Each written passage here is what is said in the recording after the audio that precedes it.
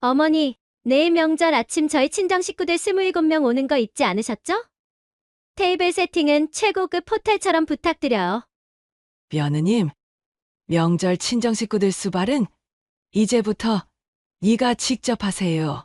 그동안 하인처럼 살았던 이 시어머니는 오늘 떠납니다.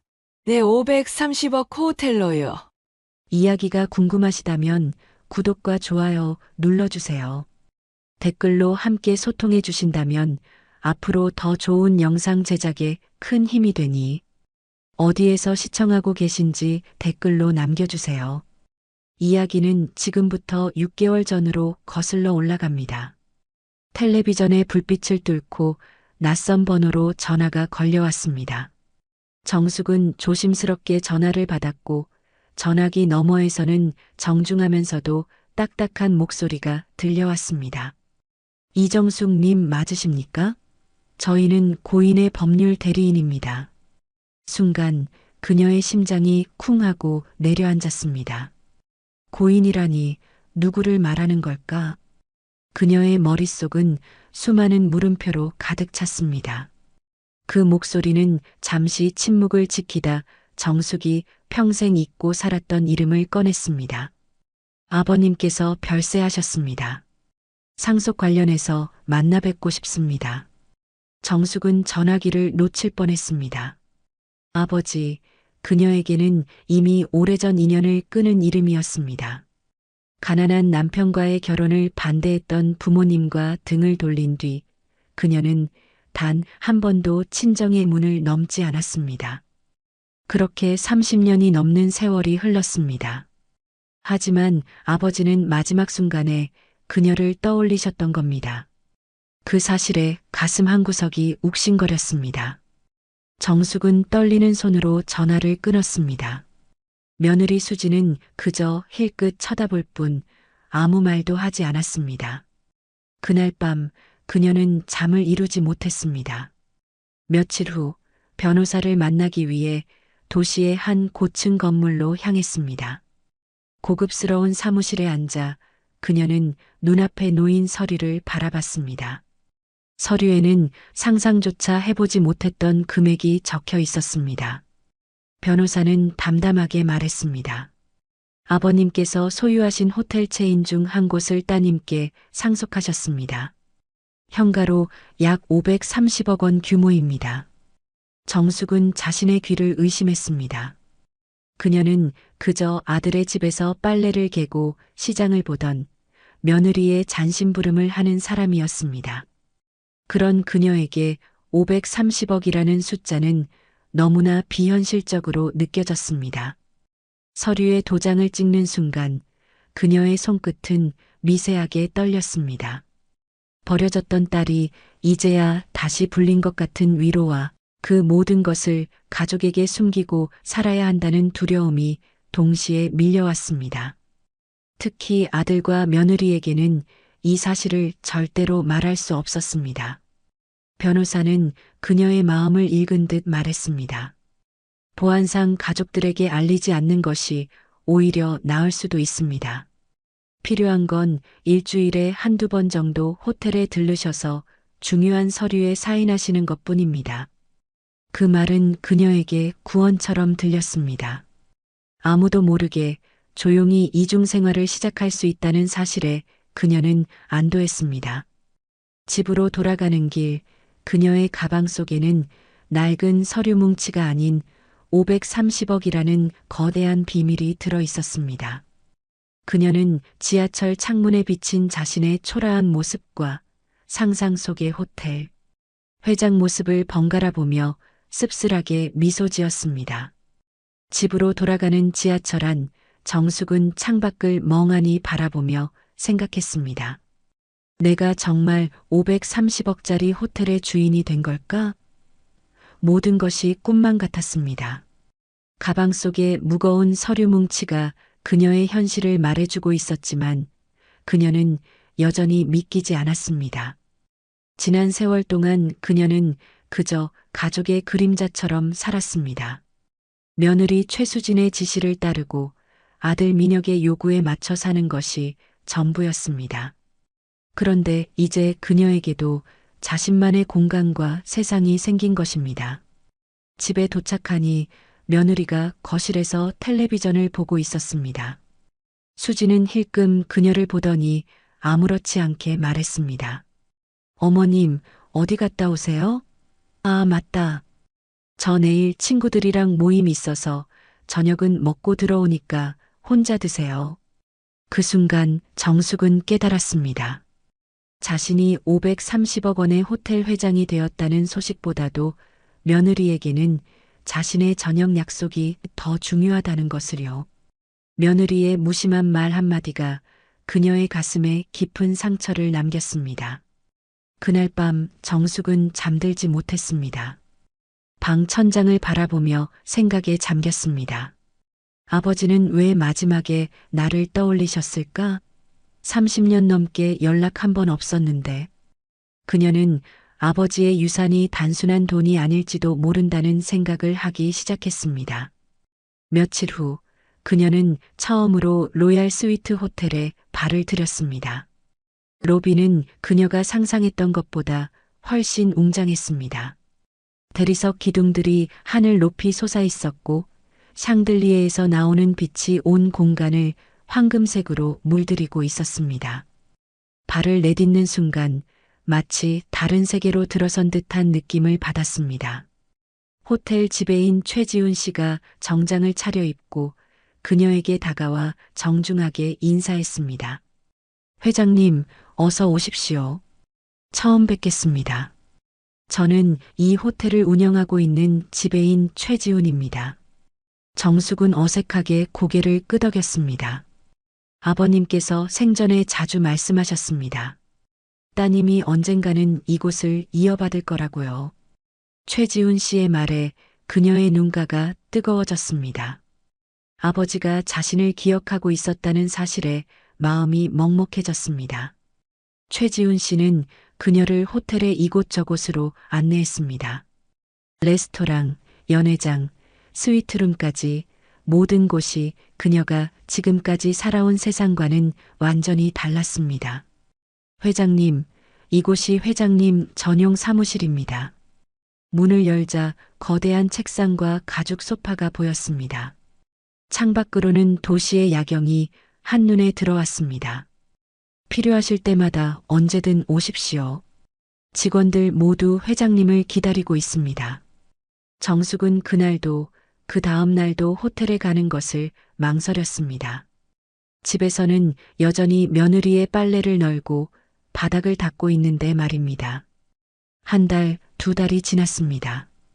그녀는 아들과 며느리가 외출했을 때만 몰래 호텔에 갔습니다. 오직 서류에 사인하기 위해서만 말입니다. 그러던 어느 날 며느리가 그녀에게 물었습니다. 어머님, 요즘 어디 나가시는 일이 많네요. 혹시 어디서 일하시는 거예요? 정숙은 심장이 철렁 내려앉았습니다. 들켜서는 안 된다는 생각에 재빨리 둘러댔습니다. 아니, 그냥 시장 보고 산책 좀 하고. 그 말에 며느리는 아무렇지 않게 대답했습니다. 그러시는군요. 그럼 이따 나가실 때 마트에서 우유도 사오세요. 떨어져 가니까요. 또다시 잔심부름이었습니다. 정숙은 고개를 끄덕였지만 마음속에는 알 수 없는 감정이 밀려왔습니다. 호텔에서는 회장으로 존경받고 집에서는 하인으로 무시당하는 이 삶을 언제까지 계속해야 할까?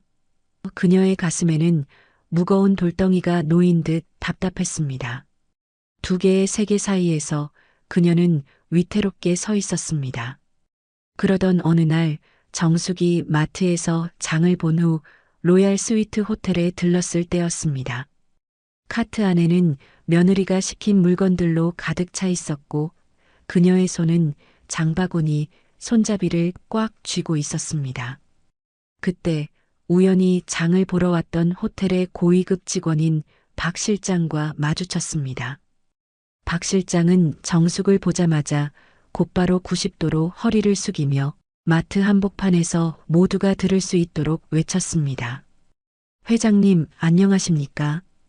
주변 사람들의 시선이 모두 정숙에게 쏠렸습니다.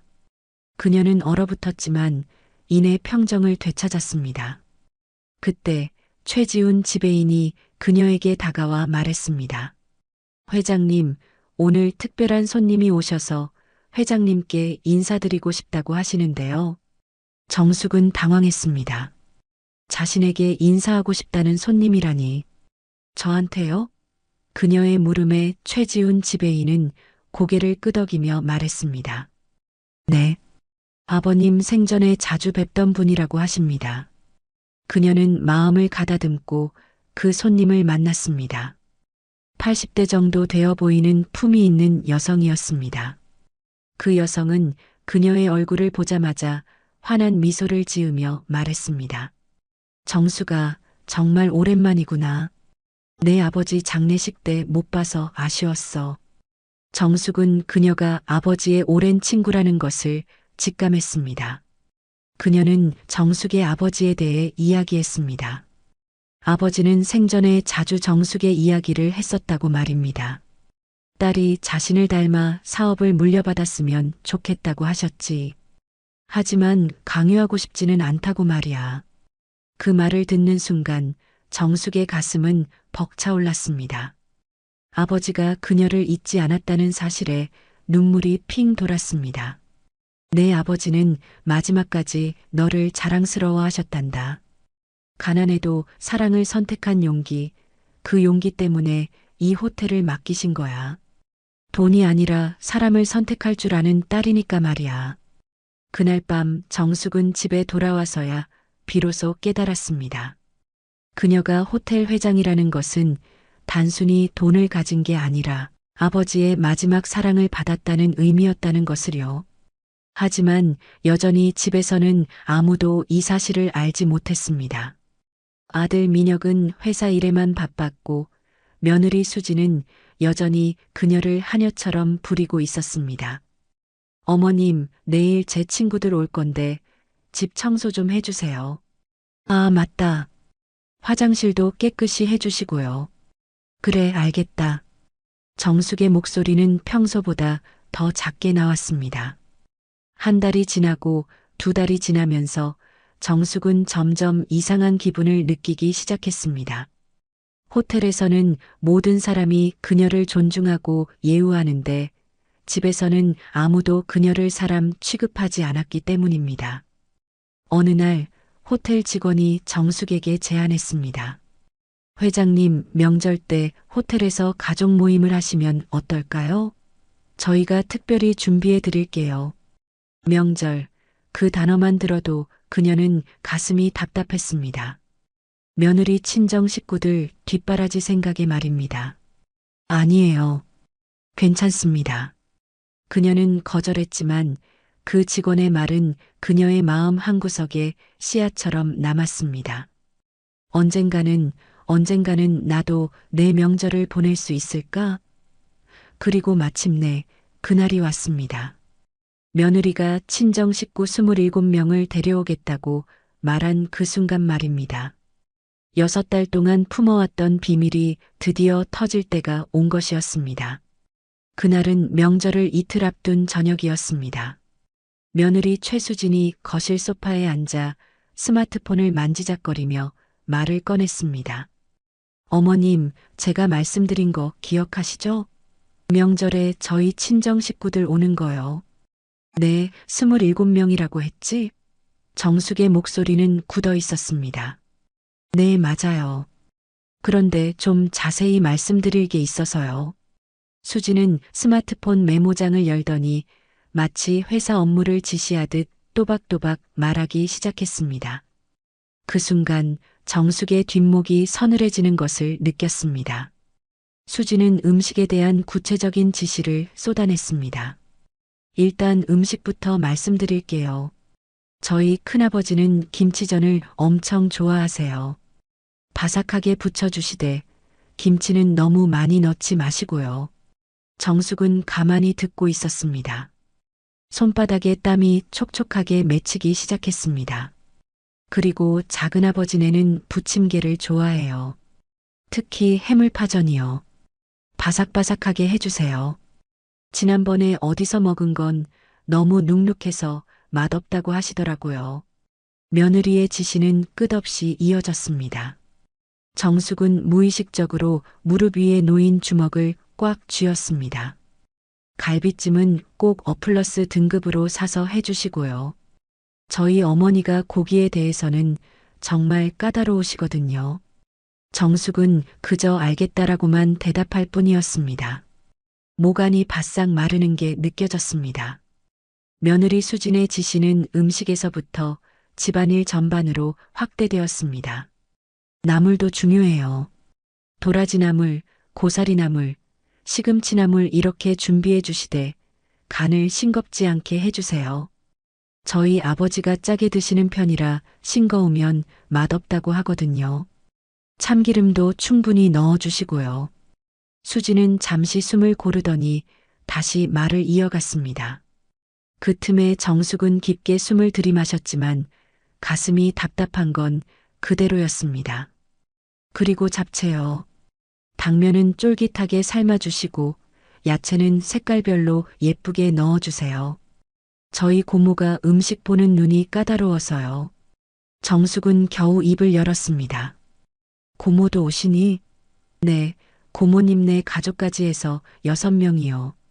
그리고 저희 이모님네도 7명 오세요. 그녀의 머릿속이 복잡해지기 시작했습니다. 관자놀이가 지끈거렸습니다. 27명의 취향을 다 맞춰야 한다는 게 쉬운 일이 아니었습니다. 그리고요, 국물 요리도 필요해요. 저희 할머니께서 이가 좀 안 좋으셔서 된장찌개보다는 미역국이 좋을 것 같아요. 소고기 넣어서 진하게 끓여주세요. 수지는 마치 호텔 매니저라도 된 듯 계속 지시했습니다. 정숙은 등에서 식은땀이 흐르는 것을 느꼈습니다.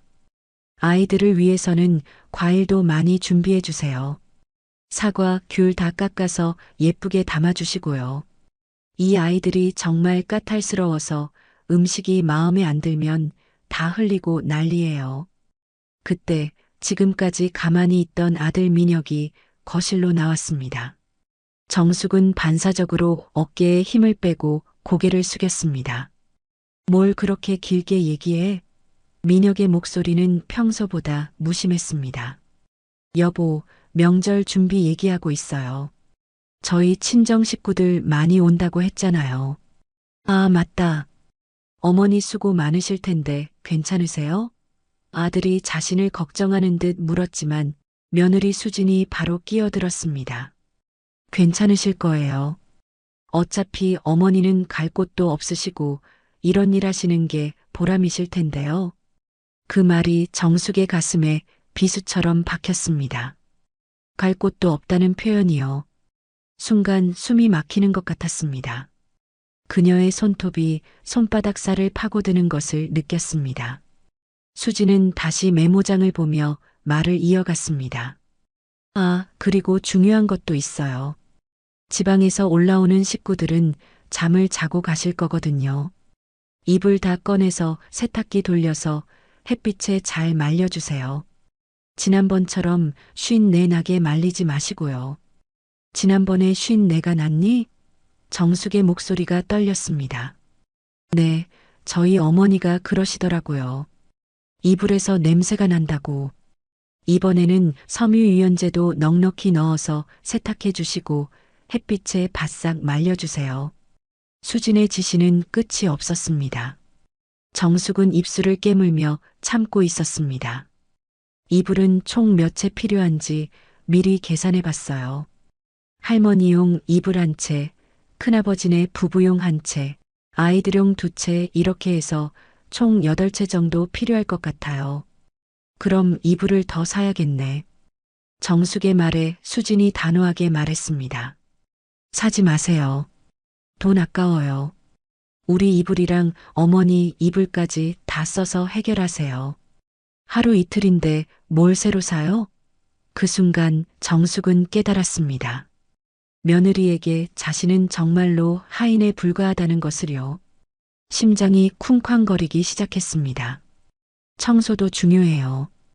구석구석 다 깨끗하게 해주세요. 특히 화장실이요. 저희 고모가 깔끔한 걸 좋아하셔서 화장실 상태 보고 집안 살림 수준을 판단하신다고 하거든요. 정숙은 겨우 알겠다라고 대답했습니다. 그녀는 점점 숨이 막히는 것을 느꼈습니다. 어머님, 이번에는 정말 잘 부탁드려요. 저희 친정 식구들한테 좋은 인상 주고 싶거든요. 특히 저희 부모님한테는 며느리가 효부라는 소리 듣고 싶어요. 효부라니. 정숙은 속으로 생각했습니다. 정작 시어머니인 자신은 하인 취급하면서 자신은 효부 소리를 듣고 싶다니. 그때 수지는 마지막으로 이렇게 덧붙였습니다. 정말 수고 많으시겠지만 어머님이 아니면 누가 해요? 저는 손님 맞을 준비도 해야 하고 화장도 해야 하고 바쁘거든요. 그 순간 정숙의 가슴 깊숙한 곳에서 무언가 끊어지는 소리가 났습니다. 며느리는 아무렇지도 않게 자리에서 일어나며 말했습니다. 그럼 내일부터 준비 시작해 주세요. 아, 그리고 마트는 새벽에 다녀오세요. 사람 많을 때 가면 좋은 재료 다 떨어져요. 그렇게 수지는 방으로 들어갔고 민혁도 아무 말 없이 따라갔습니다. 정숙은 혼자 거실에 남아 텔레비전을 바라봤습니다. 귀에서는 삐소리가 났고 화면에 무엇이 나오는지 전혀 보이지 않았습니다.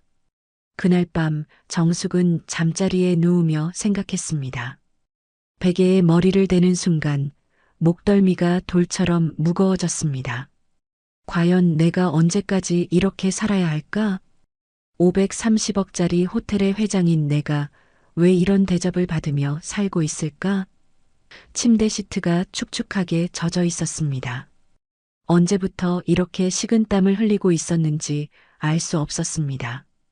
하지만 그때까지만 해도 그녀는 참을 수 있다고 생각했습니다. 가족이니까, 아들이니까, 함께 살고 있으니까. 그런 이유들로 스스로를 달랬습니다. 하지만 다음 날 아침 며느리 수진이 한 말은 그녀의 인내의 마지막 끈을 끊어버렸습니다. 어머님, 명절에 저희 친정 식구 27명 오는 거 잊지 않으셨죠? 최고급 뷔페처럼 테이블 세팅 꼭 부탁드려요. 그 말 끝에 덧붙인 한마디가 결정타였습니다. 어차피 명절 때 갈 데도 없으시잖아요. 그 순간 정숙의 온몸이 얼어붙는 것을 느꼈습니다. 손끝이 차갑게 식어갔습니다. 하지만 동시에 가슴 한가운데서는 뜨거운 무언가가 끓어오르고 있었습니다. 그 순간 정숙은 결심했습니다. 이제 더 이상 참지 않겠다고. 손톱 자국이 선명하게 파인 손바닥을 보며 그녀는 조용히 미소 지었습니다.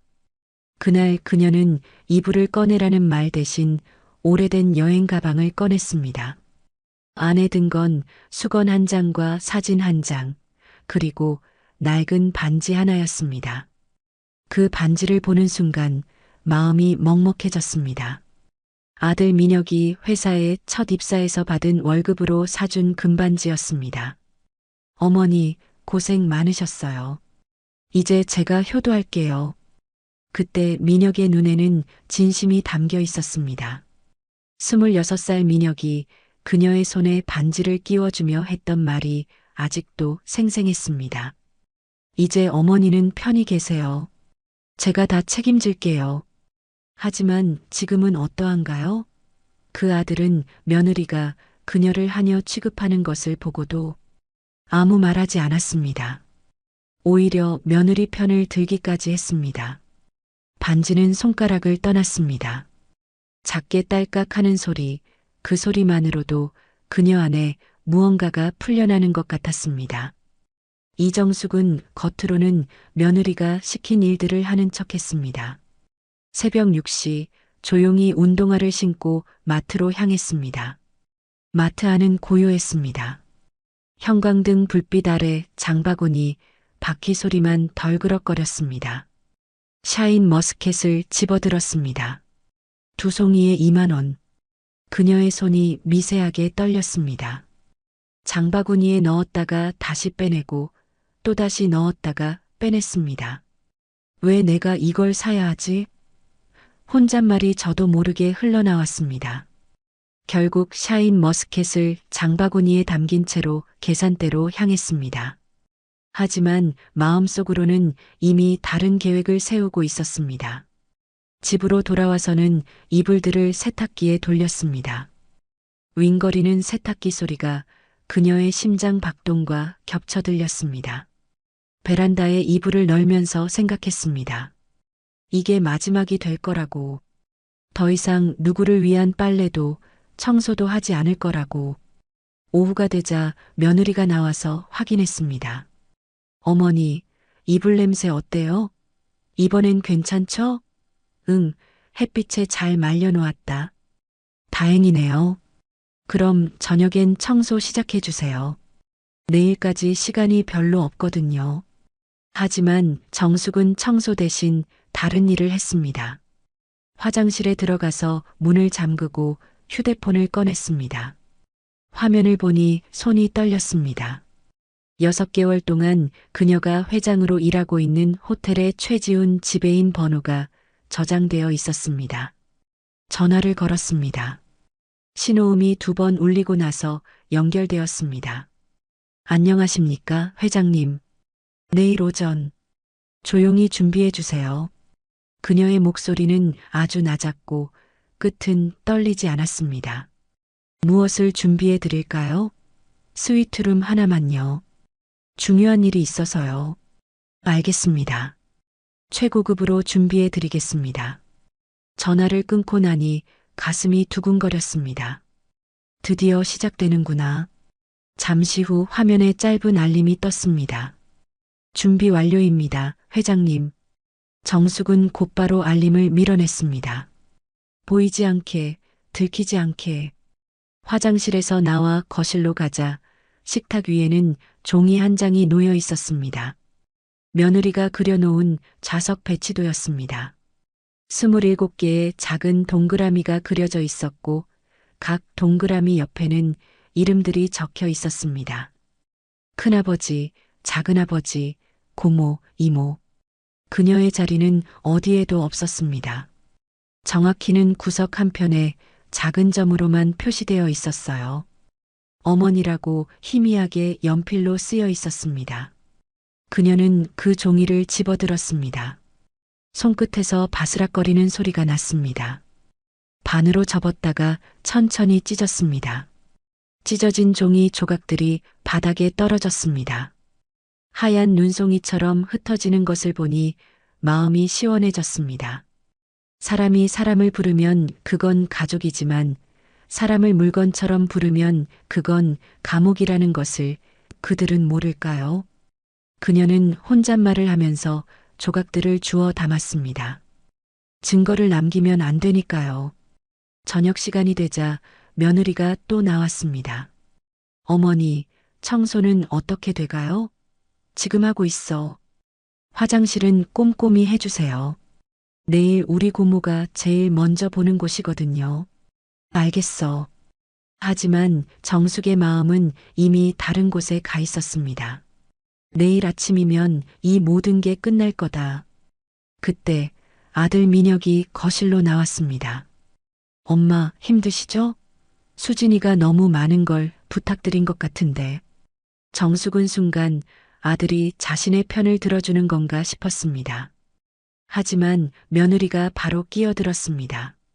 여보, 뭔 소리예요? 어머니는 가족이 없으시잖아요. 이런 일이라도 해야 외롭지 않지. 민혁은 아무 말도 하지 않았습니다. 그냥 고개만 끄덕이고 방으로 들어가 버렸습니다. 그 순간 정숙은 확신했습니다. 아들은 더 이상 자신의 편이 아니라는 것을. 밤이 깊어갔습니다. 아들과 며느리가 잠든 후 정숙은 조용히 움직였습니다. 옷장에서 가장 좋은 옷을 꺼냈습니다.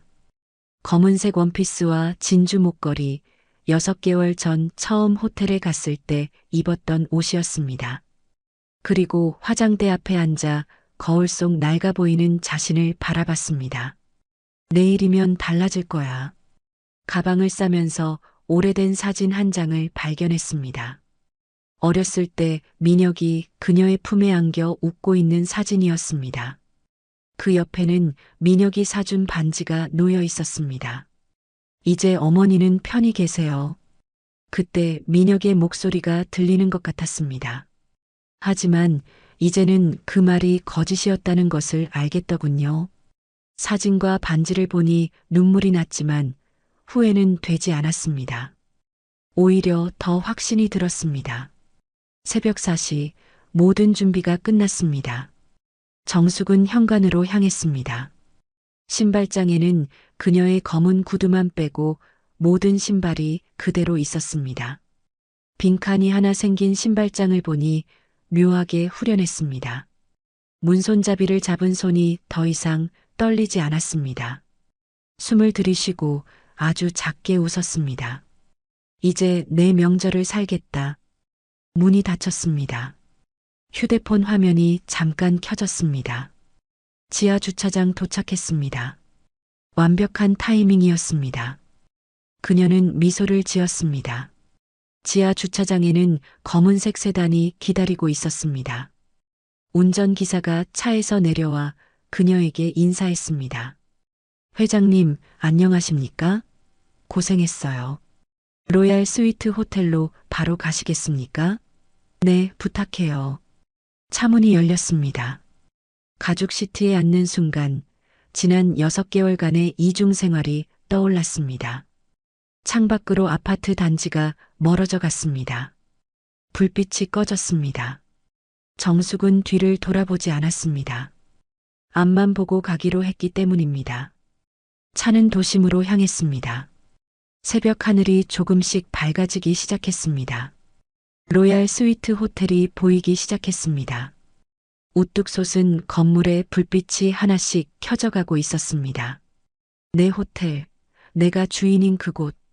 차가 호텔 앞에 멈췄습니다. 도어맨이 달려와 차 문을 열어주었습니다. 회장님, 어서 오십시오. 고마워요.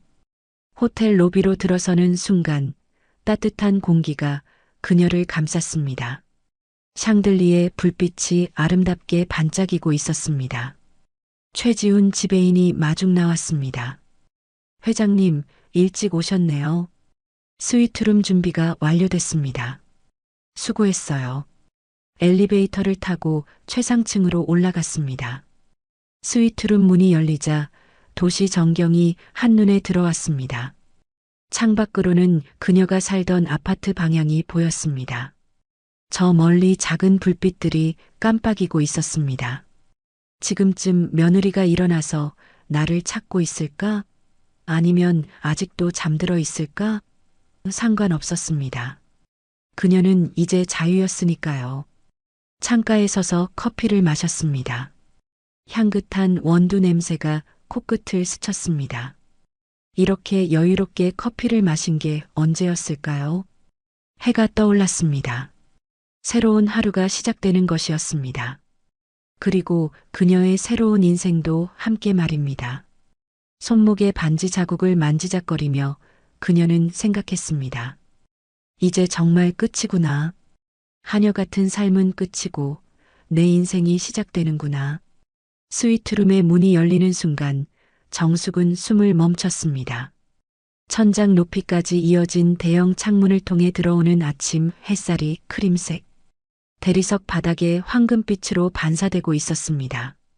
거실 중앙에는 이탈리아산 가죽 소파가 놓여 있었고 그 위로는 크리스털 샹들리에가 은은한 빛을 내뿜고 있었습니다.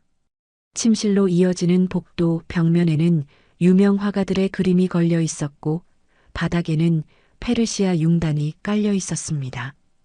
욕실 문이 살짝 열려 있는 것이 보였는데 그 안에서는 대리석 욕조와 금도금된 수전이 반짝이고 있었습니다. 회장님 어떠세요? 최지훈 지배인이 조심스럽게 물었습니다. 완벽해요. 정숙은 천천히 거실을 둘러봤습니다. 소파 옆 사이드 테이블에는 신선한 백합이 꽂힌 크리스털 화병이 놓여 있었고 그 옆으로는 최고급 위스키와 와인이 진열된 미니바가 보였습니다. 창가로 다가가니 도시 전체가 한눈에 들어왔습니다. 높이 솟은 빌딩들 사이로 강이 은빛띠처럼 흘러가고 있었습니다. 회장님, 조식은 어떻게 하시겠습니까? 최지훈 지배인의 물음에 정숙은 룸서비스를 부탁했습니다. 지배인이 나간 후 그녀는 혼자 남았습니다. 창가에 서서 아래를 내려다보니 사람들이 개미처럼 바쁘게 움직이고 있었습니다. 문득 몇십 년 전이 떠올랐습니다. 그때 그녀는 22살이었습니다. 아버지의 뜻에 따라 스위스에서 호텔 경영학을 공부하고 있었죠. 아버지는 그녀에게 호텔 사업을 물려주려고 했거든요. 정수가, 너는 우리 집안의 유일한 후계자다. 제대로 배워서 와라. 아버지의 목소리가 아직도 생생했습니다. 그녀는 그때 정말 열심히 공부했습니다. 아버지의 기대에 부응하고 싶었기 때문입니다. 여름 방학 때 한국에 들어왔을 때 아버지의 운전기사로 일하는 한수 씨를 만났습니다. 그보다 3살 많은 그는 정말 성실하고 따뜻한 사람이었습니다. 처음에는 그냥 인사만 나누는 사이였습니다. 아가씨, 오늘 날씨가 좋네요. 네, 정말 그래요.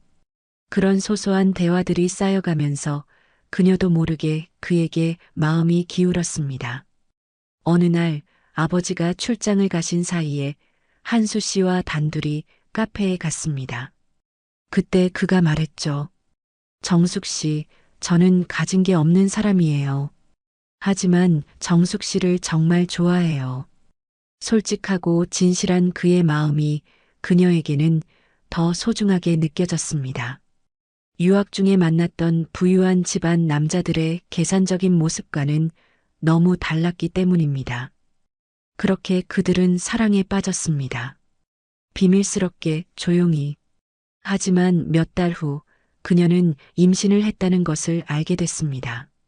세상이 무너지는 것 같았습니다. 한수 씨에게 말했을 때 그는 그녀의 손을 꼭 잡았습니다. 정수가, 내가 책임질게. 결혼하자. 하지만 아버지에게 말하는 건 쉽지 않았습니다. 한 달을 고민하다 결국 용기를 내서 아버지에게 말씀드렸습니다. 아버지, 말씀드릴 게 있어요. 저 임신했어요. 아버지의 얼굴이 순식간에 굳어졌습니다. 뭐라고? 그리고 결혼하고 싶어요. 한수 씨와. 한수? 우리 집 운전기사 말이냐? 네. 그 순간 아버지는 폭발했습니다. 미쳤구나. 내가 누구인지 모르느냐? 우리 집안이 어떤 집안인지 모르느냐? 하지만 아버지, 사랑해요. 사랑? 그까짓 감정 때문에 내 인생을 망치려고 하느냐? 아버지는 그녀에게 선택을 강요했습니다. 당장 그 아이를 지워라. 그리고 스위스로 다시 돌아가라. 아니면 이 집 문을 나가라. 다시는 내 딸이라고 하지 말고. 그때 정숙은 조용히 뱃속의 아이에게 손을 올렸습니다. 아직 티도 나지 않는 작은 생명이었지만 이미 그녀에게는 소중한 존재였습니다. 아버지, 저는 이 아이를 지킬 거예요. 그럼 나가라. 당장. 그날 밤 그녀는 가방 하나만 들고 집을 나왔습니다. 한수 씨가 그녀를 기다리고 있었습니다. 눈물을 흘리는 그녀를 보며 그가 말했습니다.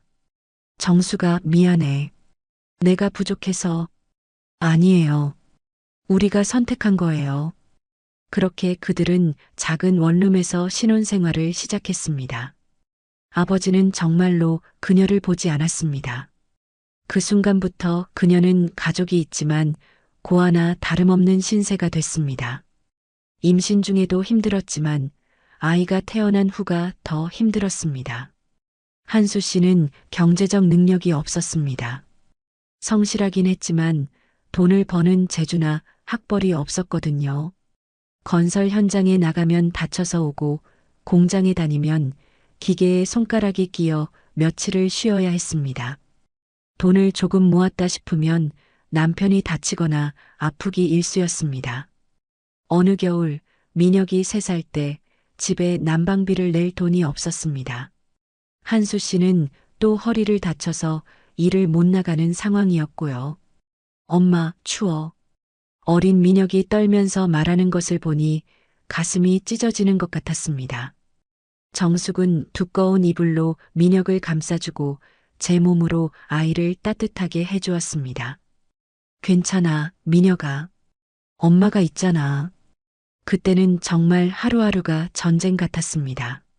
쌀이 떨어지면 라면으로 때우고 라면도 없으면 물에 간장 타서 마셨습니다.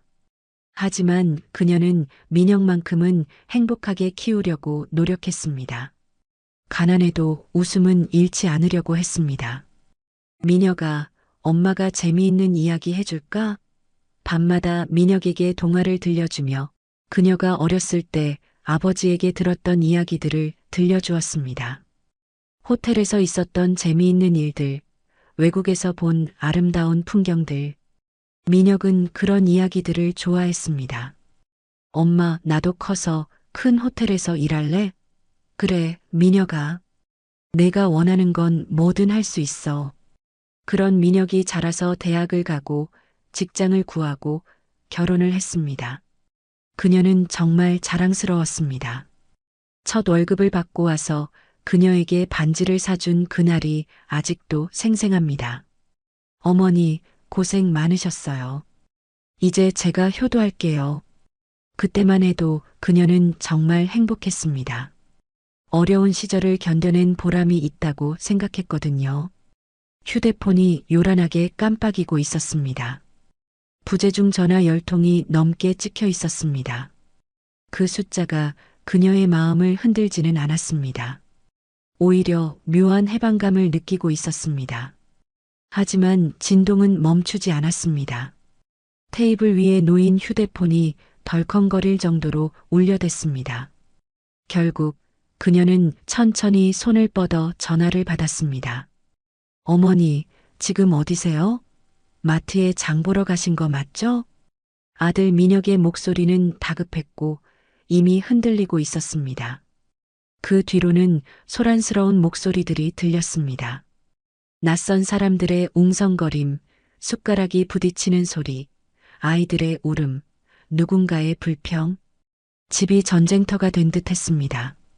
어머니, 큰일 났어요. 지금 안에 친정 식구 27명 다 도착했는데 먹을 게 하나도 없어요. 전도 없고 갈비찜도 없고 국도 없고 아무것도 없다고 다들 난리예요. 정숙은 고개를 살짝 갸웃하며 창밖을 바라봤습니다.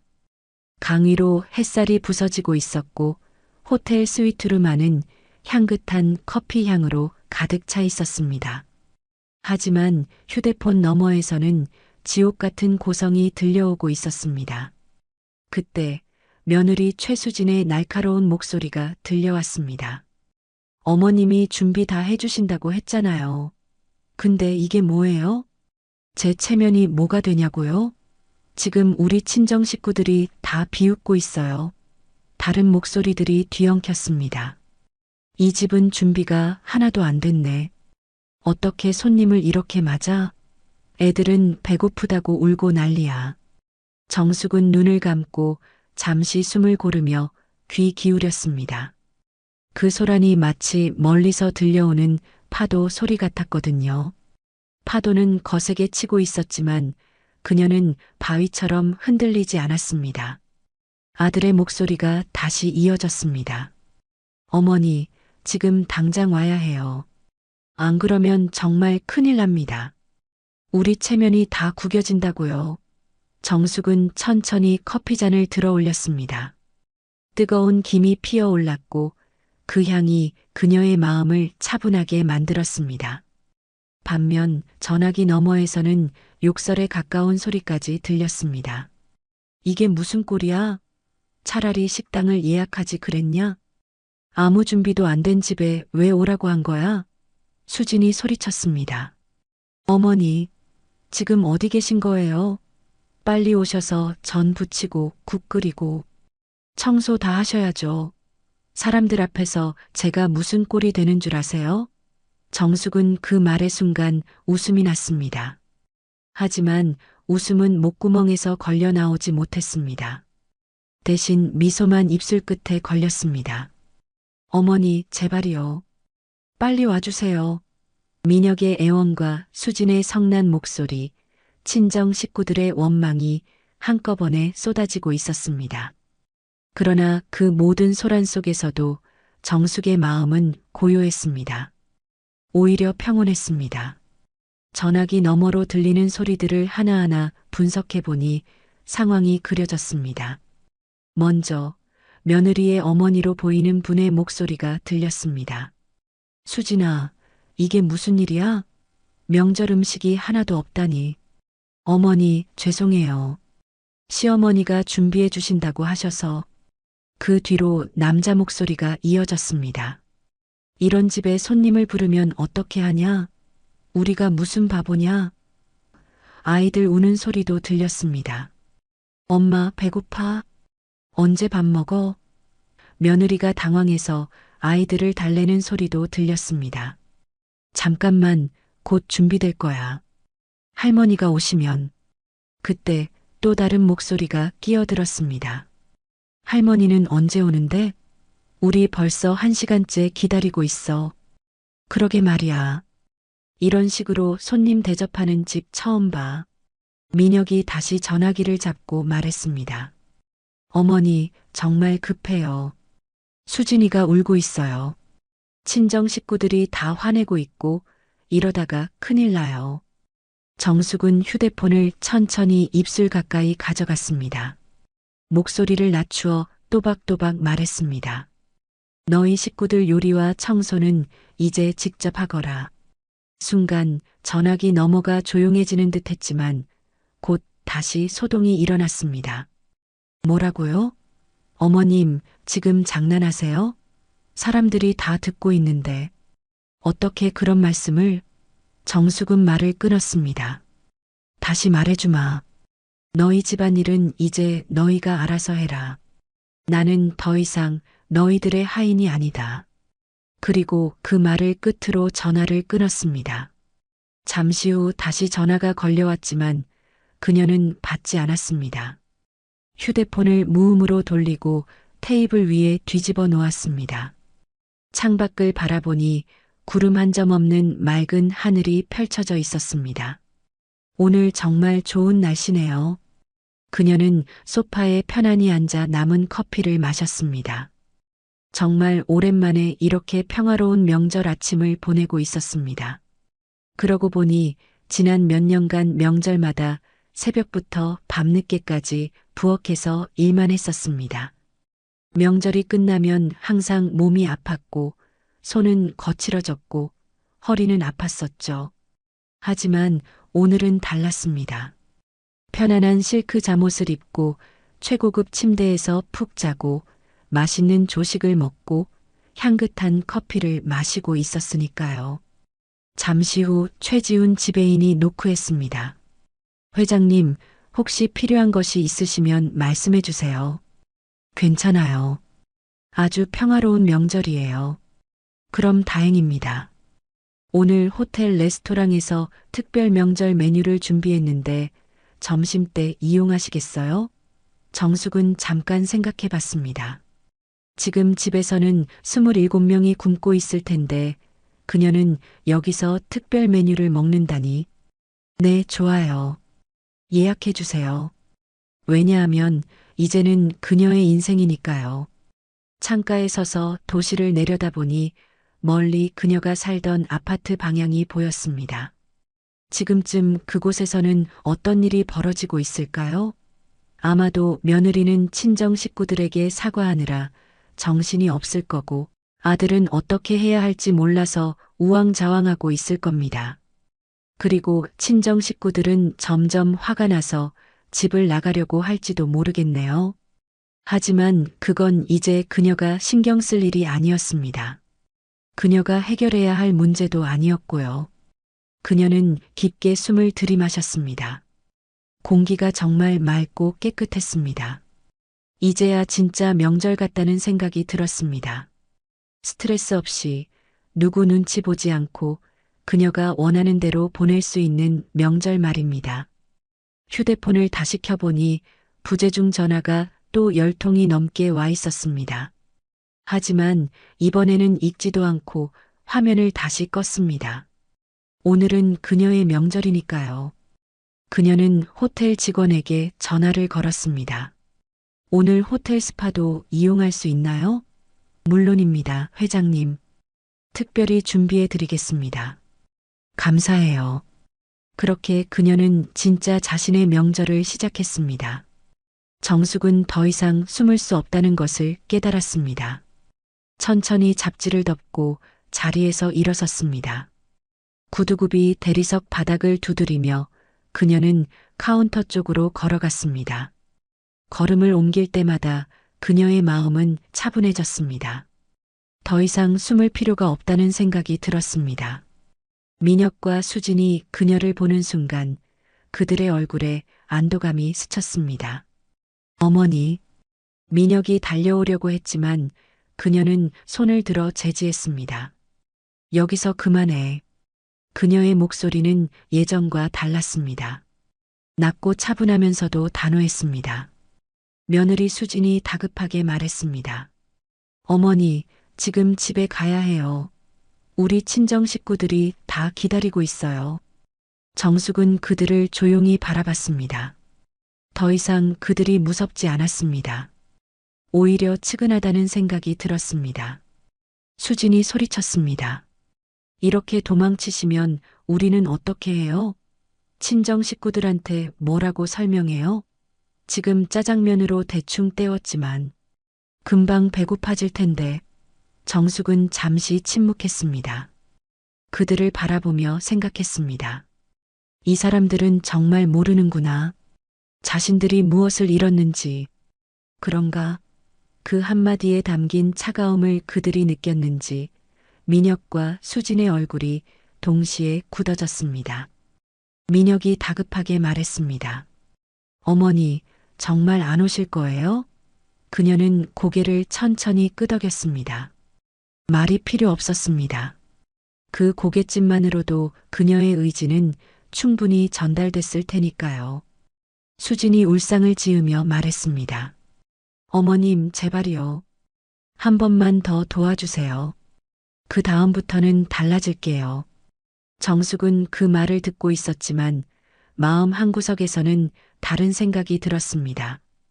달라지리라는 말을 몇 번이나 들어봤던가. 하지만 달라진 건 아무것도 없었습니다. 수진아. 그녀의 목소리는 평온했습니다. 화내지도 않고 흥분하지도 않았습니다. 네.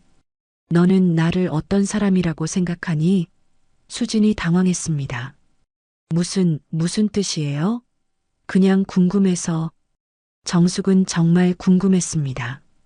이 순간에도 그들이 그녀를 어떻게 생각하고 있는지. 어머니는 어머니시죠. 어머니라는 게 뭐야? 민혁이 끼어들었습니다. 어머니, 지금 무슨 말씀을 하시려는 거예요? 말장난할 때가 아니에요. 정숙은 민혁을 바라봤습니다. 자신이 낳고 기른 아이. 하지만 지금은 완전히 낯선 사람 같았습니다. 민혁아. 네. 너는 행복하니? 갑작스러운 질문에 민혁이 멈칫했습니다. 갑자기 왜 그런 걸? 대답해봐. 민혁이 머뭇거렸습니다. 그 표정을 보니 답을 알 수 있었습니다. 그녀는 마음속으로 생각했습니다.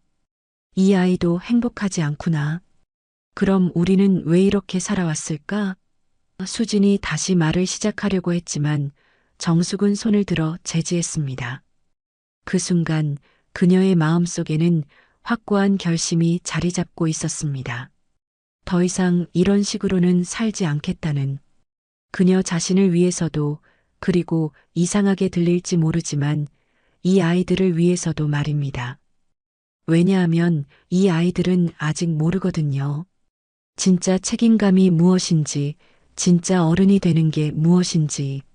최지훈 지배인이 조심스럽게 다가왔습니다. 실례합니다만 다른 투숙객분들께서. 정숙은 지배인에게 고개를 끄덕였습니다. 죄송합니다. 정리하겠습니다. 그리고 민혁과 수진을 마지막으로 바라봤습니다. 너희들이 원하는 사람은 더 이상 없어. 그 말에는 슬픔도 분노도 없었습니다. 그냥 사실을 말하는 것 뿐이었습니다. 민혁이 떨리는 목소리로 물었습니다. 그럼 어머니는? 나는 내 인생을 살 거야. 그녀는 엘리베이터 쪽으로 걸어갔습니다. 뒤에서 그들의 목소리가 들렸지만 이번에는 정말 돌아보지 않았습니다. 마음속으로는 이런 생각이 들었습니다. 이게 진짜 사랑일 수도 있겠다고. 이 아이들이 스스로 서는 법을 배우게 하는 것. 엘리베이터 문이 열리고 그녀는 들어갔습니다. 어머니, 민혁의 마지막 외침이 들렸지만 문은 이미 닫히고 있었습니다. 스위트룸은 고요했습니다. 대리석 바닥 위로 햇살이 길게 드리워졌고 커튼 사이로 바람이 부드럽게 스며들고 있었습니다. 정숙은 창가에 서서 도시를 내려다보고 있었습니다. 아까 전 로비에서의 일이 아직도 생생했습니다. 아들과 며느리의 당황한 표정, 그리고 끝까지 이해하지 못하는 그들의 모습. 그때 휴대폰이 짧게 진동했습니다. 탁자 위 화면에 문자가 떠올랐습니다. 어머니, 30분 내로 집에 안 오시면 자식과 부모의 연을 끊겠습니다. 당장 오세요. 그 순간 정숙의 심장이 잠시 멎는 듯 했습니다. 숨이 막혀왔고 손끝이 싸늘해졌습니다. 연을 끊겠다. 그 한 줄이 그녀의 지난 세월을 송두리째 부정하는 듯 했습니다. 문득 수십 년 전의 기억이 스쳤습니다. 아버지의 차가운 목소리. 그 아이를 지워라. 그렇지 않으면 널 호적에서 파겠다. 그때도 똑같은 말이었습니다. 연을 끊겠다는. 하지만 이번에는 그녀가 지키려 했던 그 아이가 그녀에게 같은 말을 하고 있었습니다. 휴대폰을 보니 또 문자가 와 있었습니다. 어머니, 정말 안 오실 거예요? 우리 친정 식구들이 다 화내고 있어요. 어머니 때문에 우리가 얼마나 창피한지 아세요? 수진의 문자였습니다. 그리고 연달아 또 문자가 왔습니다. 어머니, 마지막으로 한 번만 더 기회를 드릴게요. 지금 오시면 용서해 드리겠어요. 용서해 드리겠다고. 정숙은 휴대폰을 바라보며 웃음이 났습니다. 정말 어이없는 웃음이었습니다. 누가 누구를 용서한다는 것인지. 그녀는 화장대 앞으로 걸어갔습니다. 거울 속 자신의 모습을 바라보니 눈빛이 달라져 있었습니다. 더 이상 흔들리지 않는 냉정한 빛이었습니다. 화장대 서랍을 열었습니다. 진주 목걸이, 은빛 구두, 아버지가 남기고 간 만년필이 가지런히 놓여 있었습니다. 하나씩 꺼내며 자신의 몸에 걸쳤습니다. 마치 전쟁을 앞두고 갑옷을 입는 장수처럼. 진주 목걸이를 목에 걸면서 생각했습니다. 이 목걸이를 사려고 얼마나 아껴서 돈을 모았었나? 민혁이 대학 입학할 때 입고 가려고 샀던 거였는데 결국 한 번도 못 입고 장롱 속에만 있었죠. 은빛 구두를 신으면서도 마음이 아팠습니다. 이 구두도 민혁 결혼식 때 신으려고 샀던 건데 며느리가 너무 화려하다고 해서 결국 검은 단화를 신었었거든요. 마지막으로 만년필을 집어들었습니다. 아버지의 유품 중 하나였습니다. 호텔을 상속받을 때 함께 전해받은 물건이었습니다. 거울을 다시 봤습니다. 이제 그녀가 진짜 호텔 회장 같아 보였습니다. 그때 또 다른 문자가 왔습니다. 어머니, 정말 끝이에요? 지금 안 오시면 진짜 연 끊을 거예요. 농담 아니에요. 이번에는 민혁의 문자였습니다. 그녀는 그 문자를 읽고 나서 깊게 숨을 들이마셨습니다. 연을 끊겠다고? 참 웃기네. 그녀는 중얼거렸습니다. 그때는 내가 아이를 지키려고 했는데 지금은 아이가 나를 버리겠다고 하네. 휴대폰이 또 울렸지만 받지 않았습니다. 이제는 그녀가 주도권을 줄 차례였으니까요. 대신 호텔 내선 번호를 눌렀습니다. 지배인님과 연결해 주세요. 잠시 후 최지훈 지배인의 목소리가 들렸습니다. 회장님, 무엇을 도와드릴까요?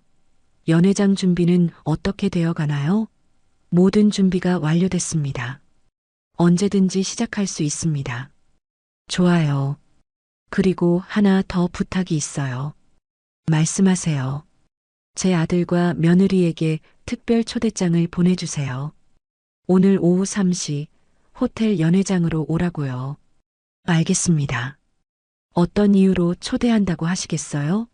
그녀는 잠시 생각했습니다. 호텔 뷔페 쿠폰이라고 적당히 둘러대 주세요. 알겠습니다. 바로 초대장을 발송하겠습니다. 전화를 끊고 나서 정숙은 창가로 다시 걸어갔습니다.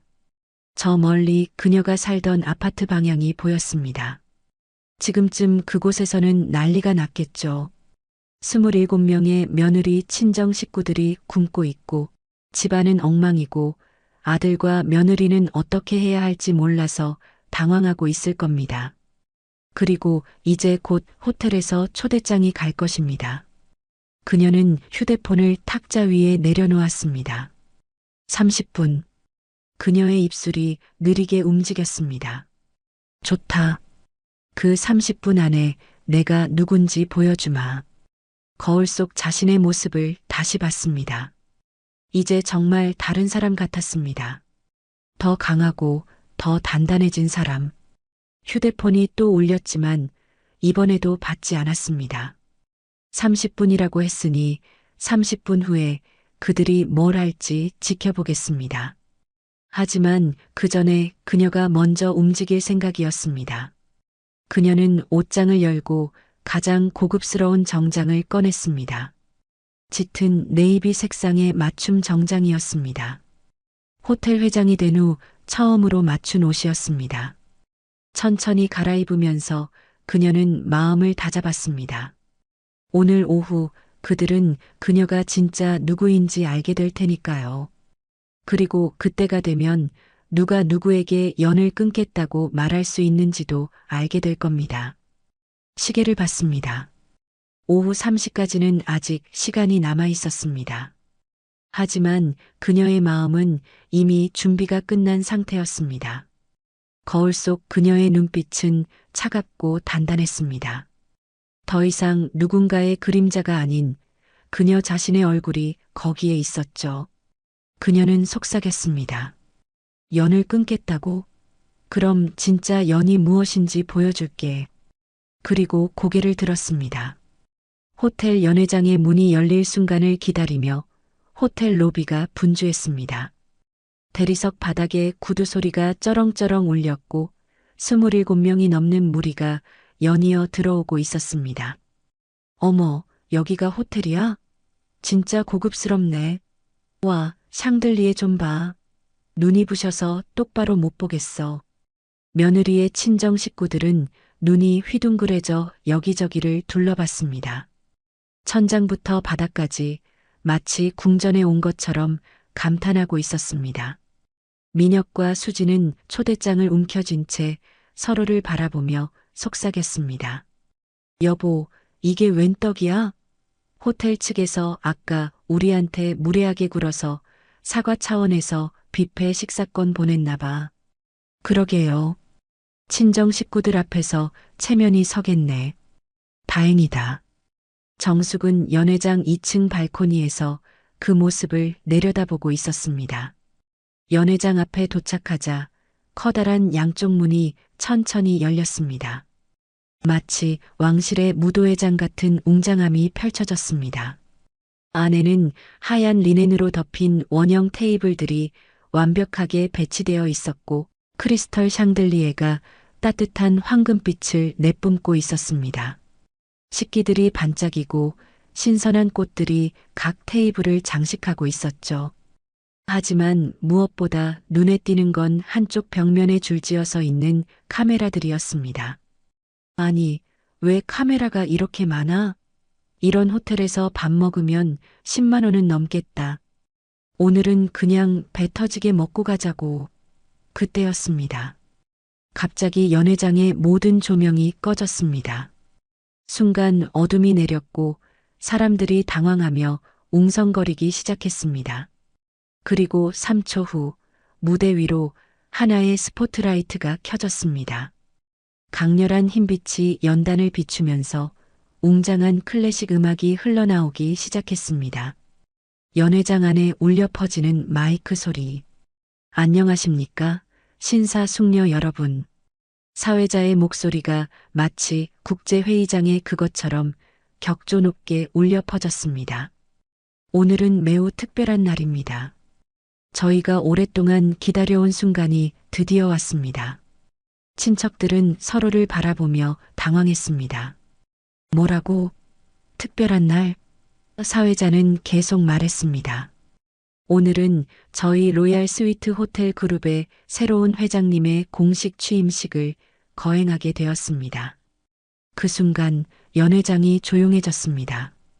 회장님께서는 지난 6개월간 조용히 경영을 해오셨지만 워낙 겸손하신 분이라 공식적인 취임식을 거부해 오셨습니다. 하지만 오늘은 회장님의 특별한 부탁으로 가장 소중한 분들만 모시고 이 뜻깊은 자리를 마련했습니다. 그때 연회장 뒤쪽에 거대한 양쪽 문이 동시에 열렸습니다. 문이 열리는 순간 그곳에서 황금빛이 쏟아져 나왔습니다. 그리고 그 빛 속에서 정숙은 천천히 모습을 드러냈습니다. 짙은 네이비 정장을 완벽하게 차려입고 진주 목걸이가 조명에 반사되어 반짝이고 있었습니다. 그녀의 걸음걸이는 그 어느 때보다 당당했습니다. 그녀가 한 걸음씩 내디딜 때마다 양쪽에서 호텔 직원들이 나타나기 시작했습니다. 먼저 최지훈 지배인이 나타나 90도로 허리를 숙였습니다. 회장님, 안녕하십니까? 그 다음 부지배인, 매니저, 팀장들이 차례로 나타나며 같은 인사를 했습니다. 총 20명이 넘는 직원들이 양쪽에 일렬로 서서 마치 영화 속 장면처럼 그녀에게 최고의 예우를 표하고 있었습니다. 그 순간 연회장 안의 모든 소음이 멈췄습니다. 민혁과 수진 그리고 27명의 친정 식구들이 모두 입을 벌린 채 그녀를 바라봤습니다. 어머니, 민혁의 목소리가 떨리고 있었습니다. 수진은 아예 말을 잇지 못하고 있었습니다. 친정 식구들은 더했습니다. 저분이 회장이라고? 수진이 시어머니가? 정숙은 그들의 시선을 받으며 무대 앞으로 천천히 걸어갔습니다.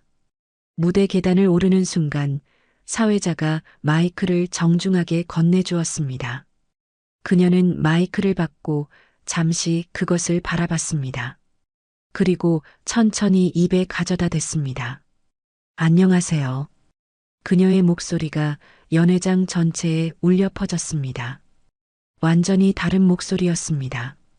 권위 있고 당당하고 더 이상 누구에게도 굽히지 않는 목소리.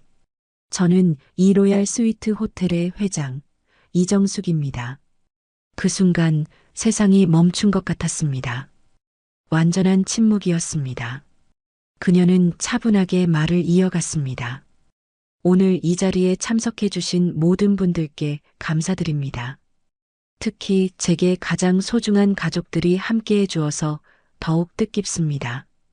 친정 식구들이 서로를 바라보며 웅성거렸습니다. 가족이라니? 우리가? 정숙은 우아하게 미소 지으며 계속했습니다. 이 호텔은 6개월 전 맡겨진 소중한 유산입니다. 그동안 조용히 경영해 오면서 직원들과 함께 더 나은 서비스를 위해 노력해 왔습니다. 그녀의 목소리는 연회장 구석구석까지 명확하게 전달되었습니다. 앞으로도 이 호텔이 모든 고객분들께 최고의 경험을 제공할 수 있도록 최선을 다하겠습니다. 그때 최지훈 지배인이 무대로 올라와 꽃다발을 전달했습니다. 회장님, 진심으로 축하드립니다. 정숙은 꽃다발을 받으며 고개를 끄덕였습니다. 감사합니다. 앞으로도 함께 훌륭한 호텔을 만들어 나가겠습니다. 연회장 안에 박수가 터져 나왔습니다. 직원들이 먼저 시작한 박수에 다른 사람들도 따라 박수를 쳤습니다. 민혁과 수진도 어쩔 수 없이 박수를 쳤지만 그들의 표정은 완전히 굳어 있었습니다. 정숙은 마이크를 들고 마지막으로 말했습니다. 오늘 이 순간을 함께 해주신 모든 분들께 다시 한번 감사드립니다. 이제 준비된 만찬을 즐기시기 바랍니다. 박수 소리가 다시 한번 연회장을 가득 채웠습니다. 그녀는 마이크를 내려놓고 무대에서 내려왔습니다. 그리고 민혁과 수진 앞에 멈춰 섰습니다. 그들의 얼굴은 여전히 하얗게 질려 있었습니다. 만찬은 여기서 즐기세요. 하지만 그녀는 잠시 멈췄다가 낮게 속삭였습니다. 너희 둘은 나와 따로 이야기해야겠구나. 민혁과 수진은 어이 빠진 듯 고개를 끄덕였습니다. 연회장엔 여전히 음악과 박수가 울려 퍼지고 있었지만 그 순간 그녀에게는 오직 하나의 생각만이 있었습니다. 이제 진짜 심판이 시작된다.